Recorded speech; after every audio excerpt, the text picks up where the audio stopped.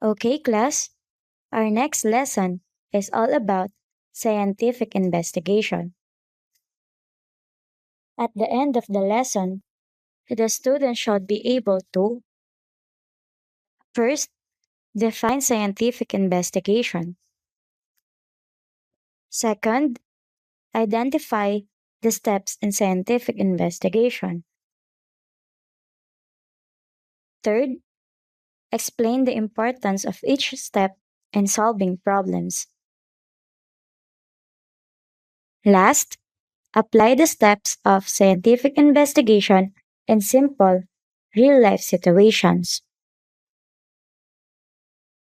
Okay, class, remember last time we talked about the changes in the states of matter, like melting, freezing, evaporation, and condensation. These are examples of things we can observe in our daily lives. Today, we'll learn how scientists study and test these kinds of questions using a process called scientific investigation. Have you ever wondered why ice melts faster under the sun than in the refrigerator? Or why do clothes dry quickly outside but slowly inside the house?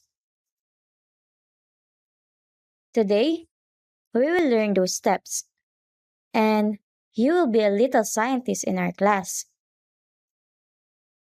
Scientific investigation is the process of asking questions and finding answers through experiments. Let's go through the steps. Step 1. Ask a question. This is where it all begins. We ask a questions we can test, like which melts faster, ice under the sun or ice in the fridge? Step 2. Form a hypothesis based on what you know, like you predict the answer. Example, I think ice melts faster under the sun because it's hotter. Step 3. Plan and do the experiment. Here, we test our guess. We use materials, follow steps, and make sure it's a fair test.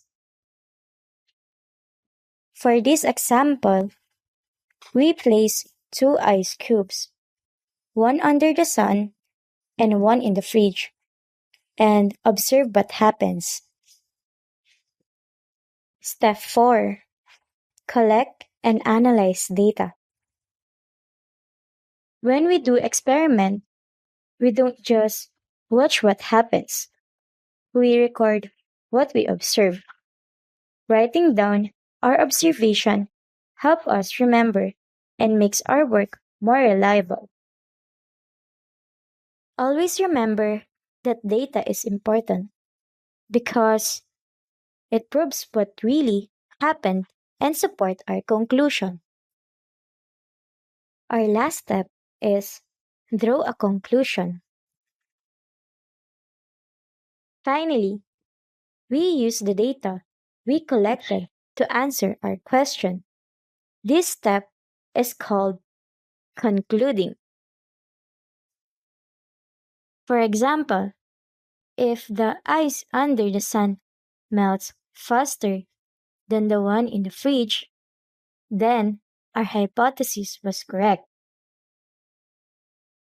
But if the results are different, that's okay too, because we still discover something new and learn from the experiment.